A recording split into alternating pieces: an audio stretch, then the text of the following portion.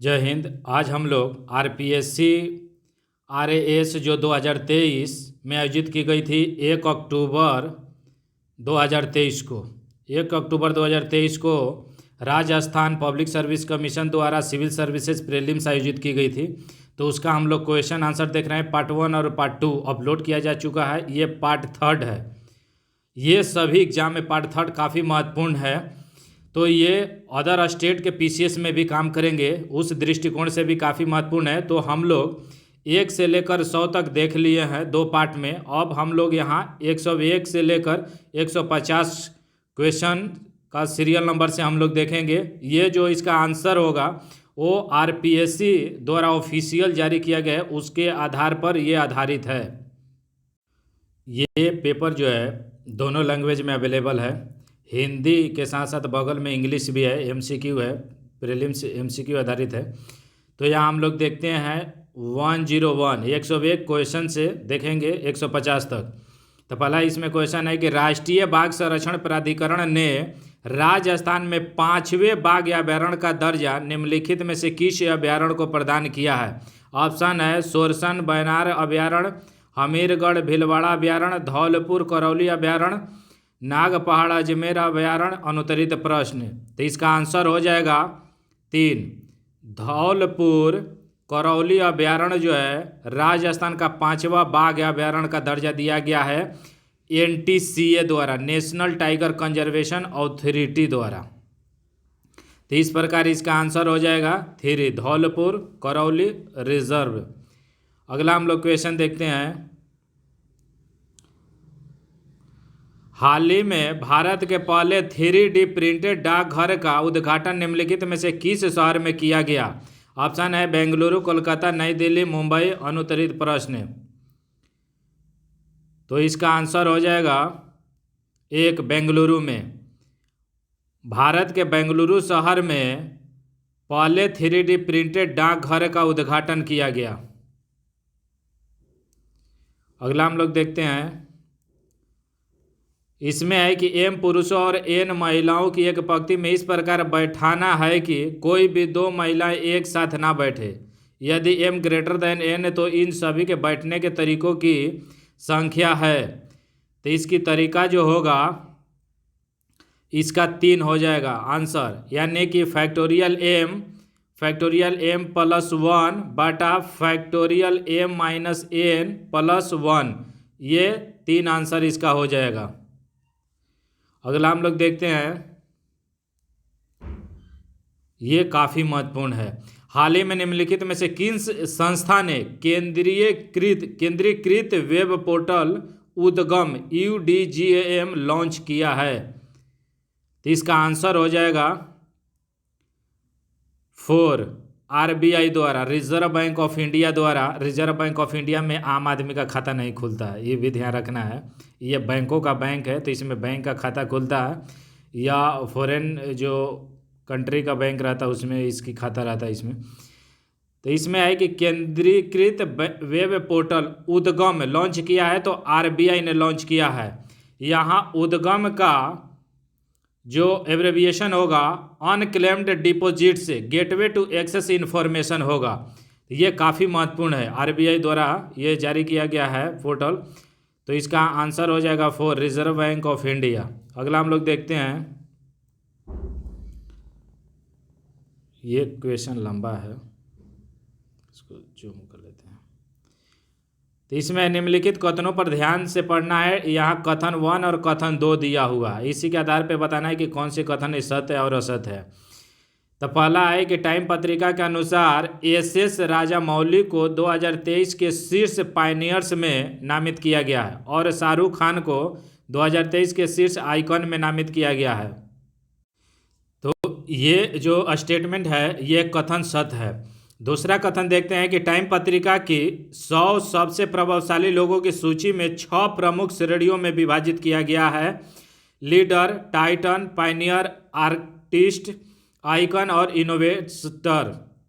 ये भी सही है, यानी कि कथन 1 और 2 दोनों सत्य है। 105 का क्वेश्चन का आंसर हो जाएगा 1। अगला हम लोग देखते हैं।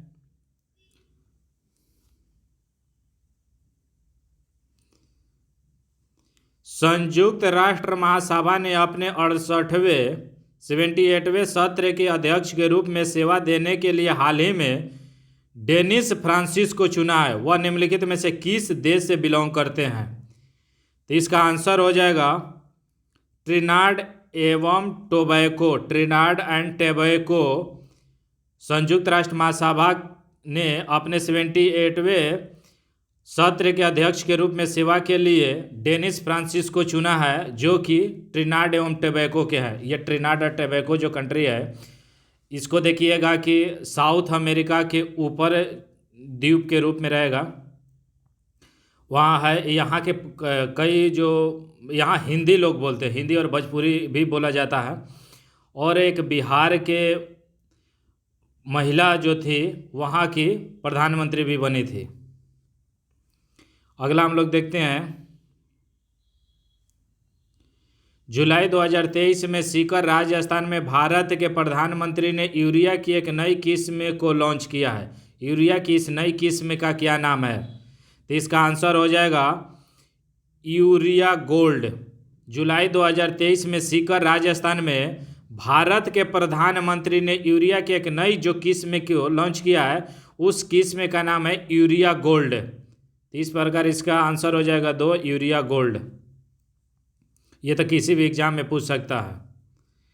अगला हम लोग देखते हैं, आर्टिफिशियल इंटेलिजेंस के व्यवहारिक उपयोगों की पहचान के लिए AI for good global summit 2023 हाल ही में किस देश में आयोजित हुई? तो इसका आंसर हो जाएगा स्विट्जरलैंड में। स्विट्जरलैंड में आर्टिफिशियल इंटेलिजेंस के व्यवहारिक उपयोग की पहचान के लिए AI for good global summit 2023 का आयोजन किया गया। इस प्रकार इसका आंसर ए हो जाएगा स्विट्जरलैंड। अगला हम लोग देखते हैं, निम्नलिखित में से किस व्यक्तित्व को राजस्थानी भाषा के साहित्य अकादमी युवा पुरस्कार 2023 से नामित किया गया है? तो इसका आंसर हो जाएगा देवीलाल महिया। देवीलाल महिया को राजस्थान भाषा के साहित्य अकादमी युवा पुरस्कार 2023 से नामित किया गया है, देवीलाल महिया को। अगला हम लोग क्वेश्चन देखते हैं, भारत के पहले खुले संग्रहालय शहीद पार्क का हाल ही में किस शहर में उद्घाटन किया गया? ये काफ़ी महत्वपूर्ण है। यहाँ खुला लिखा हुआ है, इंग्लिश में देखिएगा तो आउटडोर लिखा हुआ है। Outdoor museum Shaheed Park has been recently inaugurated in which cities? तो इसका आंसर हो जाएगा नई दिल्ली। दिल्ली में ये उद्घाटन किया गया था। अगला हम लोग देखते हैं, हाल ही में इक्वाडोर वासियों ने अमेजन में निम्नलिखित में से किस जैव विविधता वाले क्षेत्र में जनमत संग्रह द्वारा तेल की ड्रिलिंग को अस्वीकार कर एक ऐतिहासिक निर्णय लिया है? तो इसका आंसर हो जाएगा यासुनी राष्ट्रीय उद्यान। यासुनी नेशनल पार्क में तेल की ड्रिलिंग को अस्वीकार किया गया हाल ही में। ये काफ़ी महत्वपूर्ण है। अगला हम लोग देखते हैं, मेरा गांव मेरी धरोहर किस मंत्रालय से संबंधित है? मेरा गांव मेरी धरोहर किस मंत्रालय से संबंधित है? तो इसका आंसर हो जाएगा केंद्रीय सांस्कृतिक मंत्रालय से। सेंट्रल यानी कि यूनियन कल्चर मिनिस्ट्री से संबंधित है मेरा गांव मेरी धरोहर। अगला हम लोग देखते हैं, राष्ट्रमंडल संसदीय संघ का भारत क्षेत्र का 9वां सम्मेलन निम्नलिखित में से किस शहर में आयोजित किया गया था? तो इसका आंसर हो जाएगा उदयपुर में आयोजित किया गया था। राजस्थान का शहर है। यानी कि राष्ट्रमंडल संसदीय संघ का भारत क्षेत्र का 9वां सम्मेलन उदयपुर शहर में आयोजित किया गया था। 2 आंसर हो जाएगा इसका सही। अगला हम लोग देखते हैं, FISU FISU world university game 2023 की पदक तालिका में भारत ने कौन सा स्थान प्राप्त किया है? तो इसका आंसर हो जाएगा 7वां। 1 हो जाएगा, यानी कि 7वां स्थान प्राप्त किया था FISU वर्ल्ड यूनिवर्सिटी गेम 2023 की पदक तालिका में भारत ने। अगला हम लोग देखते हैं 12 अगस्त 2023 को भारत ने हॉकी की चौथी एशियन चैंपियनशिप ट्रॉफी में मलेशिया को अंतिम मैच में हराया। यह मैच किस स्टेडियम में खेला गया था? तो इसका आंसर हो जाएगा मेयर राधाकृष्णन स्टेडियम में। मेयर राधाकृष्णन स्टेडियम में 12 अगस्त 2023 को भारत ने हॉकी की चौथी एशियन चैंपियनशिप ट्रॉफी में मलेशिया को अंतिम मैच जो हराया, उस स्टेडियम का नाम था मेयर राधाकृष्णन स्टेडियम। अगला हम लोग देखते हैं राजेश्वरी कुमारी जिन्होंने बाकू अजरबैजान की राजधानी बाकू है। राजेश्वरी कुमारी जिन्होंने बाकू अजरबैजान में आयोजित विश्व चैंपियनशिप में 5वां स्थान प्राप्त कर पेरिस ओलंपिक हेतु पात्रता प्राप्त की का संबंध किस खेल से है? तो राजेश्वरी कुमारी का जो संबंध है ये है निशानेबाजी से संबंधित है, शूटिंग। अगला हम लोग देखते हैं भारत के कमलजीत ने 24 जुलाई 2023 को ISSF junior shooting world championship 2023 में पुरुषों की व्यक्तिगत 50 मीटर पिस्टल स्पर्धा में स्वर्ण पदक जीता। यह स्पर्धा निम्नलिखित में से किस देश में आयोजित की गई थी? तो इसका आंसर हो जाएगा दक्षिण कोरिया। भारत के कमलजीत ने 24 जुलाई 2023 को ISSF junior shooting world champion 2023 में पुरुषों की व्यक्तिगत 50 मीटर स्पर्धा में स्वर्ण पदक गोल्ड मेडल जीता था। ये जो स्पर्धा है दक्षिण कोरिया में आयोजित की गई थी, साउथ कोरियन। अगला हम लोग देखते हैं हाल ही में भारत की CA भवानी देवी ने एशियन फेंसिंग चैंपियनशिप में एक कांस्य पदक जीता है। वे सेमीफाइनल में किस देश के खिलाड़ी से हारी? तो इसका आंसर हो जाएगा उज्बेकिस्तान के खिलाड़ी से हारी हैं भवानी देवी ने। तो इसका आंसर 3 हो जाएगा उज्बेकिस्तान। अगला हम लोग देखते हैं किस भारतीय संस्था को गांधी शांति पुरस्कार 2021 हेतु चयनित किया गया? तो इसका आंसर हो जाएगा गीता प्रेस गोरखपुर। गीता प्रेस गोरखपुर भारतीय ऐसे संस्थान है जिसको गांधी शांति पुरस्कार 2021 हेतु चयनित किया गया। यह गोरखपुर उत्तर प्रदेश में है। अगला हम लोग देखते हैं निम्नलिखित में से किस प्राचीन स्थल के उत्खनन में मालव जनपद की लौह सामग्री के विशाल संग्रह की जानकारी प्राप्त हुई है?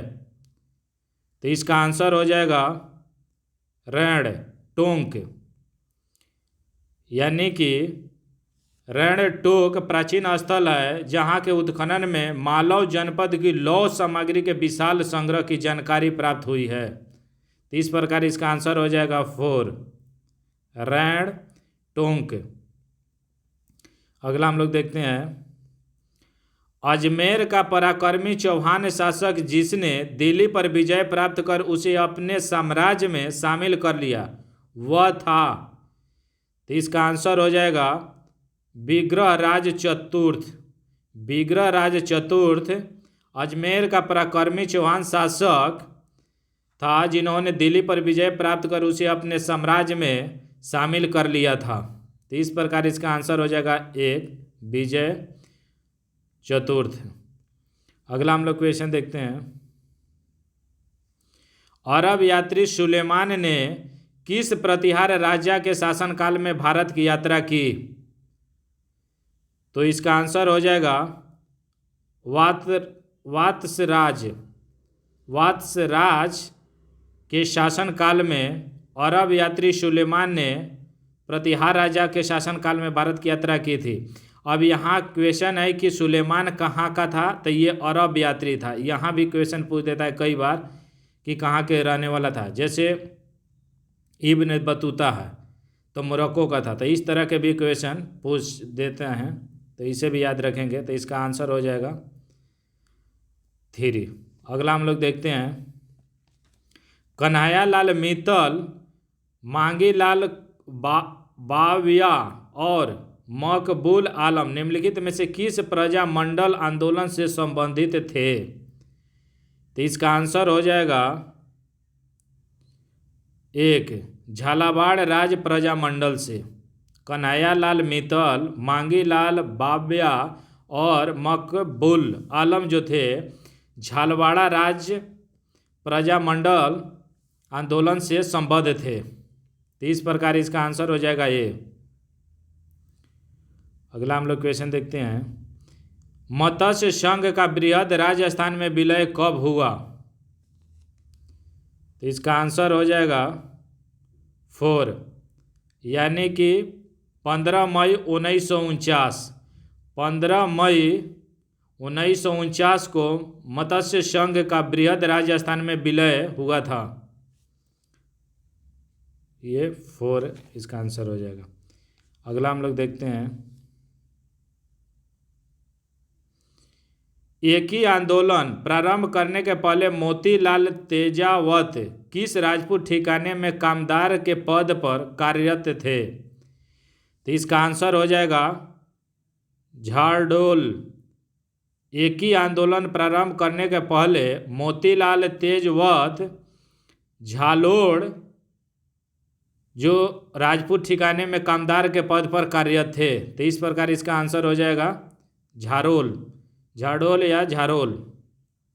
अगला हम लोग देखते हैं। झाड़ोल, उदयपुर, कुराड़ा, नागौर और सावड़िया बीकानेर में क्या समानताएं हैं? तो इसका आंसर हो जाएगा 4 ताम्र उपकरणों के भंडार के कारण। जो झारोल है उदयपुर में, कुरादा, नागौर और साहिबिनिया जो है ये बीकानेर में, इसमें समानता है कि यह ताम्र उपकरणों के भंडार के लिए इसमें समानता देखने को मिलता है। अगला हम लोग देखते हैं। प्रसिद्ध चित्रकार मोहम्मद शाह जयपुर के किस महाराजा का दरबारी चित्रकार था? तो इसका आंसर हो जाएगा सवाई जय सिंह का दरबारी चित्रकार था। प्रसिद्ध चित्रकार मोहम्मद शाह जयपुर के सवाई जय सिंह जो महाराजा का दरबारी चित्रकार था। तो इस प्रकार इसका आंसर हो जाएगा 4 सवाई जय सिंह। अगला हम लोग देखते हैं।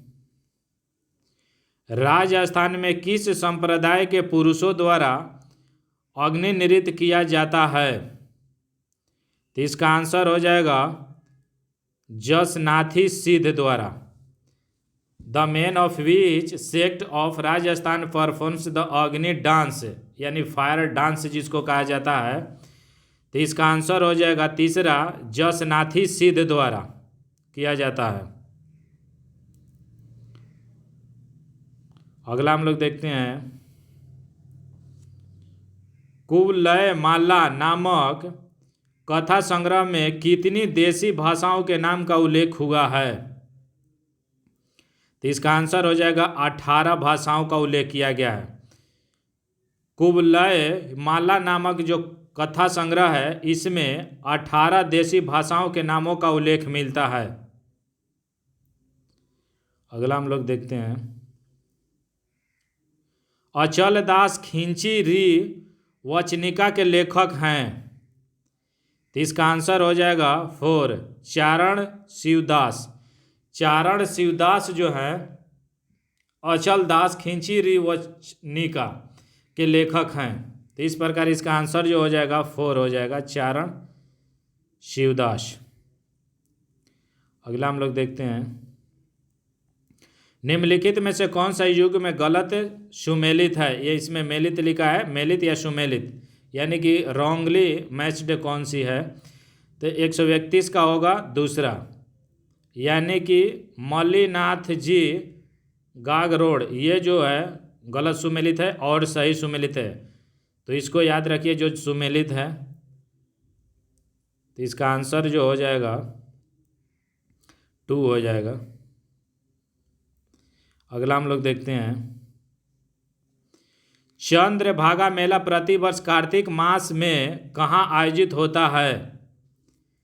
तो इसका आंसर हो जाएगा 4 झालरा पाटन में चंद्रभागा मेला प्रतिवर्ष कार्तिक मास में झालरा पाटन में आयोजित होता है। अगला देखते हैं हम लोग, निम्नलिखित में से कौन सा राजस्थान का दुर्ग गिरि दुर्ग नहीं है। इसमें राजस्थान का दुर्ग जो गिरि दुर्ग नहीं है कौन सा बताना है। तो इसका आंसर हो जाएगा पहला गागरोण का दुर्ग। गागरोण का जो दुर्ग है ये राजस्थान का दुर्ग गिरि दुर्ग नहीं है। अगला हम लोग देखते हैं, निम्नलिखित में से किसके द्वारा सुरकोतड़ा नामक हड़प्पा संस्कृति के स्थल की खोज की गई थी।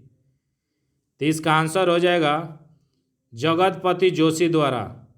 जगतपति जोशी द्वारा हड़प्पा संस्कृति के जो स्थल सुरकोतड़ा है की खोज की गई थी। तो इस प्रकार इसका आंसर 4 हो जाएगा, जगतपति जोशी द्वारा। अगला हम लोग देखते हैं, चंद्रगुप्त द्वितीय ने अपनी पुत्री प्रभावती का विवाह किस राजवंश में कर अपनी स्थिति को सुदृढ़ किया था। तो इसका आंसर हो जाएगा वाकाटक वंश में।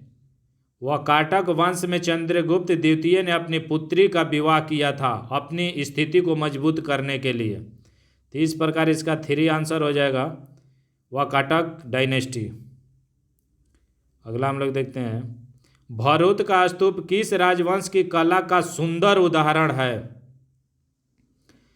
तो इसका आंसर हो जाएगा शुंगकालीन स्थापत्य की। भरूच का स्तूप जो है शुंगकालीन स्थापत्य की कला का सुंदर उदाहरण है। इसका 4 आंसर हो जाएगा शुंग आर्किटेक्चर। अगला देखते हैं, ललित विग्रह राज नाटक की रचना किसने की। तो इसका आंसर हो जाएगा 3 सोमदेव ने। सोमदेव ने ललित विग्रह राज नाटक की रचना की थी। अगला देखते हैं, कृष्णदेवराय द्वारा निम्नलिखित में से किस कवि को आंध्र कविता पितामह की उपाधि दी गई थी। तो इसका आंसर हो जाएगा 1 अलसानी पेडना को। अलसानी पेडना को कृष्णदेवराय द्वारा आंध्र कवि पितामह या कविता पितामह, बात एक ही है, कवि ज़्यादा लिखा रहता है, आंध्र कवि पितामह की उपाधि दी गई थी अलसानी पेडना को कृष्णदेवराय द्वारा, जो कि विजयनगर से ये संबंधित है। तो इस प्रकार इसका आंसर जो हो जाएगा 1 हो जाएगा अलसानी पेडना। अगला क्वेश्चन देखते हैं, अकबर द्वारा फतेहपुर सीकरी में निर्मित किस इमारत में बौद्ध स्थापत्य कला का अनुसरण किया गया था। तो इसका आंसर हो जाएगा पंचमहल। अकबर द्वारा फतेहपुर सीकरी में निर्मित पंचमहल इमारत में बौद्ध स्थापत्य कला का अनुसरण किया गया था। अगला देखते हैं, राजस्थान राज्य का प्रथम राज प्रमुख किसे नियुक्त किया गया। तो इसका आंसर हो जाएगा महाराजा सवाई मानसिंह द्वितीय जयपुर। राजस्थान राज्य का प्रथम राज प्रमुख जो थे महाराजा सवाई मानसिंह द्वितीय जयपुर को नियुक्त किया गया था। तो इसका आंसर हो जाएगा 3। अगला हम लोग देखते हैं, गोपाल कृष्ण गोखले ने भारत सेवक समाज, जिसको सर्वेंट्स ऑफ इंडिया सोसाइटी की स्थापना किस वर्ष में की। ये बीपीएससी में एक दिन पहले बीपीएससी का पीटी हुई थी, उसमें भी ये क्वेश्चन पूछे गए हैं, लेकिन उसमें ये थोड़ा सी टाइप अलग है, लेकिन क्वेश्चन इसी से संबंधित है। तो गोपाल कृष्ण गोखले ने भारत सेवक समाज सर्वेंट्स ऑफ इंडिया सोसाइटी की स्थापना किस वर्ष में की। तो इसका आंसर हो जाएगा 4 यानी कि 1905 ईस्वी में। Gopal Krishna Gokhale founded servants of India society in the year 1905 में। अगला हम लोग देखते हैं, भारतीय राष्ट्रीय कांग्रेस का सितंबर 1920 में कलकत्ता में जो विशेष अधिवेशन आयोजित किया गया था और जिसमें असहयोग आंदोलन का प्रस्ताव पारित किया गया, उसके अध्यक्ष कौन थे? यानी कि आईएनसी 1920 में जो सितंबर में कलकत्ता में स्पेशल सेशन आयोजित की गई थी, उसमें असहयोग आंदोलन का प्रस्ताव पारित हुआ था, तो उसके अध्यक्ष कौन थे ये बताना है। तो इसका आंसर हो जाएगा तीसरा, लाला लाजपत राय। लाला लाजपत राय द्वारा अध्यक्षता की गई थी 1920 में। अगला हम लोग देखते हैं, अगस्त 1953 में भारत सरकार द्वारा गठित किए गए राज्य पुनर्गठन आयोग के निम्नलिखित में से कौन से सदस्य थे? ऑप्शन है सर तेज बहादुर संप्रू, जस्टिस फजल अली, के एम पन्नीकर, हृदय लाल कुंजरू। तो इसका आंसर हो जाएगा सी, तीसरा हो जाएगा, यानी कि सेकेंड, थर्ड और फोर्थ। सेकेंड हो जाएगा जस्टिस फजल अली, और तीसरा हो जाएगा के एम पन्नीकर, और चौथा हो जाएगा हृदय नाथ कुंजरू। ये तीनों जो थे अगस्त 1953 में भारत सरकार द्वारा जो गठित की गई थी राज्य पुनर्गठन आयोग, उसके सदस्यों में ये शामिल थे। तो ये तीनों लोग का नाम जरूर याद रखिए, यहाँ 3 हो जाएगा। अगला हम लोग देखते हैं, एल्ब नदी और राइन नदी किस सागर में अपना जल गिराती है? एल्ब नदी ये यूरोप का नदी है, तो एल्ब नदी और राइन नदी किस सागर में अपना जल गिराती है? तो इसका आंसर हो जाएगा उत्तरी सागर में, नॉर्थ सी में अपनी पानी को गिराती है। यहाँ नॉर्थ सी हो जाएगा। अगला हम लोग देखते हैं, निम्नलिखित में से किस सूफी संप्रदाय का प्रसार मुख्यतः सिंध, मुल्तान और पंजाब तक सीमित था? तो इसका आंसर हो जाएगा 3, सुहरावर्दी। सुहरावर्दी सूफी संप्रदाय का प्रसार मुख्यतः सिंध, मुल्तान और पंजाब तक सीमित था। तो इस प्रकार इसका तीसरा आंसर हो जाएगा सुहरावर्दी। अगला हम लोग देखते हैं, निम्नलिखित में से किस महाद्वीप में मरुस्थलीकरण की समस्या न्यूनतम है, यानी कम से कम डिजर्टिफिकेशन है? तो इसका आंसर जो हो जाएगा एक, यूरोप में। The problem of desertification is list in which of the following continents? तो ये हो जाएगा यूरोप, हो जाएगा 1। अगला हम लोग देखते हैं, निम्नलिखित कथनों पर विचार करें। पहला है कि ए में है कश्मीर हिमालय करेवा निर्माण के लिए प्रसिद्ध है। बी में है नालागढ़ दून सभी दोनों में सबसे बड़ा है, और नामचा बरवा पर्वत शिखर अरुणाचल हिमालय में स्थित है, और फूलों की घाटी हिमाचल और उत्तराखंड हिमालय में स्थित है। तो इसका जो आंसर हो जाएगा, करेक्ट आंसर होगा 3 हो जाएगा, यानी ए, सी और डी सही है। ये है कि कश्मीर हिमालय करेवा निर्माण के लिए प्रसिद्ध है, यह बीपीएससी में भी पूछा हुआ है क्वेश्चन। और बी जो है ये गलत है कि नालगढ़ दून सभी दोनों में सबसे बड़ा है, ये गलत है। तीसरा है कि नामचा बरवा पर्वत शिखर अरुणाचल हिमालय में स्थित है, ये सही है। कि आप देखिएगा कि ब्रह्मपुत्रा नदी जब भारत में प्रवेश करती है तो नामचा बरवा की पहाड़ी से ही यू टर्न लेती है। और डी फूलों की घाटी हिमाचल और उत्तराखंड हिमालय में स्थित है, यह भी बात सही है। तो इस प्रकार इसका आंसर हो जाएगा 3, ए, बी, ए, सी और डी आर करेक्ट, ये तीसरा हो जाएगा। अगला हम लोग देखते हैं,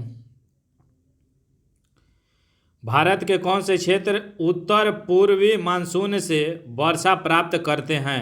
ऑप्शन है तमिलनाडु तट, गुजरात तट, दक्षिण आंध्र प्रदेश और दक्षिण पूर्व कर्नाटक।